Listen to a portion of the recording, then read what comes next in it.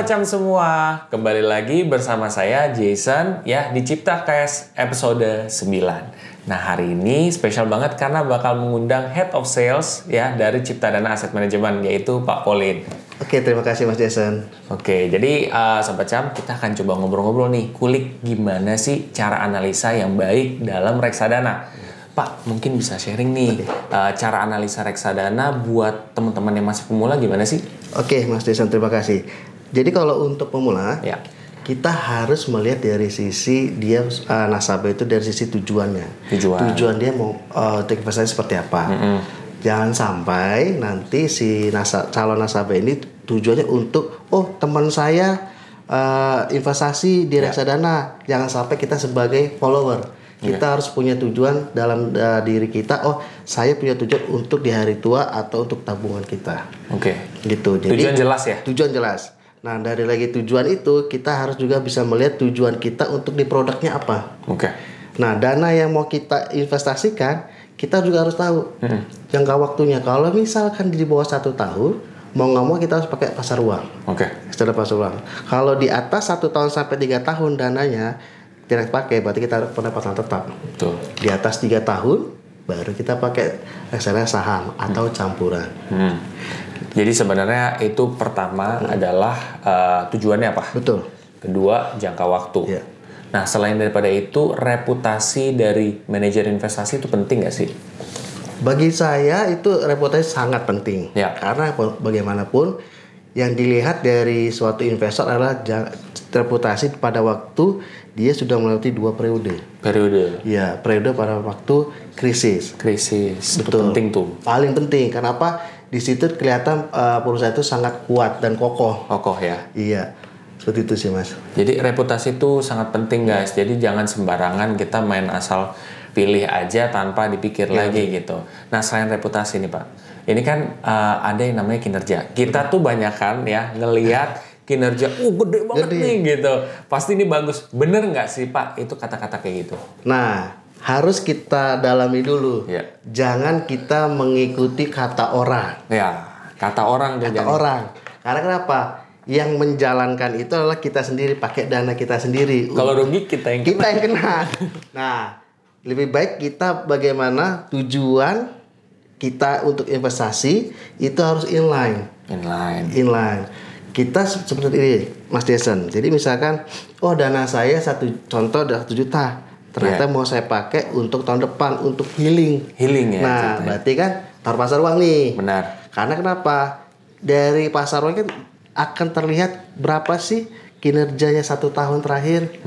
Nah, dibandingkan dengan pendapatan tetap, bagaimana dengan equity. Yeah. Nah, kalau seandainya dia baru pakai dana yang tadi mau ditempatkan 3 tahun lagi, berarti fixed income. Oke. Tapi kalau di atas 3 tahun, berarti ke equity. Misalkan calon investor ini atau nasabah ini punya keinginan. Ya. Saya pengen beli kendaraan. Dalam waktu 5 tahun lagi, berarti bisa taruh di sana saham. Oke. Gitu Mas. Jadi sebenarnya lebih ke tujuannya kemana. Betul. Jangan lihat returnnya. Betul. Ya. Return boleh-boleh aja, tapi sesuaikan dengan tujuan dan profil risiko. Jangan sampai nanti ngikut orang, wah ini bagus, padahal kita nggak bisa melihat tujuan kita seperti apa. Benar. Nah, ini satu lagi nih sebenarnya. Ini baru kepikiran ya. Itu kalau investasi kita turun, itu kita gimana sih? Apa yang harus kita lakukan? Misalkan kita punya long term goals ya. Goalsnya panjang, tapi tiba-tiba turun. Apakah kita panik atau kita harus gimana, Pak? Harus yang kita lakukan, kita jangan panik. Karena kenapa? Dana yang nasabah tempatkan di MI itu sudah dikelola oleh tim investasi yang sudah berpengalaman. Oke. Itu. Jadi tenang aja. Mungkin nasabah perlu adalah average.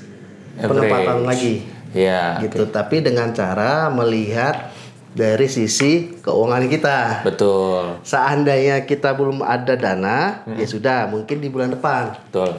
Makanya kita harus tahu juga berapakah harus kita sisihkan. Benar.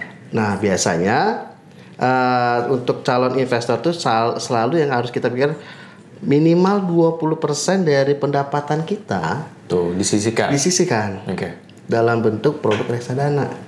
Seperti itu. Jadi seenggaknya ibarat itu menabung aja. Nah, kayak nabung, tapi instrumennya aja beda. Beda. Jadi itu sebenarnya kalau sahabat Cam semua ya, ada yang mau punya banyak duit tiba-tiba nggak apa-apa invest. Ada yang misalkan dari gaji misalkan disisihin nggak apa-apa juga. Betul. Gitu.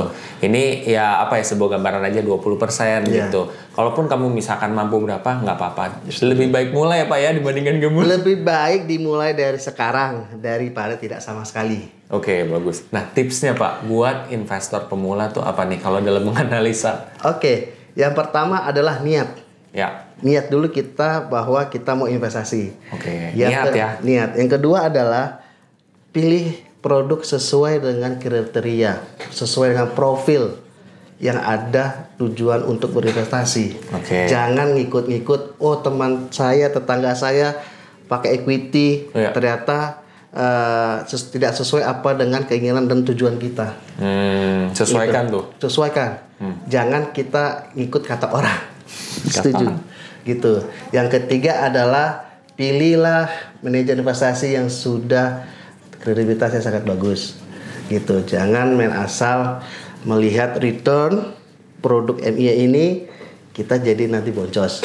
Nah, ya, seperti itu Mas. Nah, contohnya itu Ciptaran Asset Management ya. Reputasinya juga udah panjang ya. Di sini track recordnya juga udah cukup baik. Betul. Oke, thank you banget Pak Pauline atas waktunya. Sama-sama. Ya, makasih semua sahabat Cam. Nah, mudah-mudahan sahabat Cam semua dapat info yang banyak nih di sini, dan kalau kamu mau mulai itu udah nggak ragu lagi. Oh, berarti begini loh cara menganalisanya. Buat sahabat Cam semua yang mau mulai investasi, bisa coba cek aja di kolom deskripsi. Dan buat kamu juga yang mau follow sosial media kita, bisa coba cek aja di kolom deskripsi.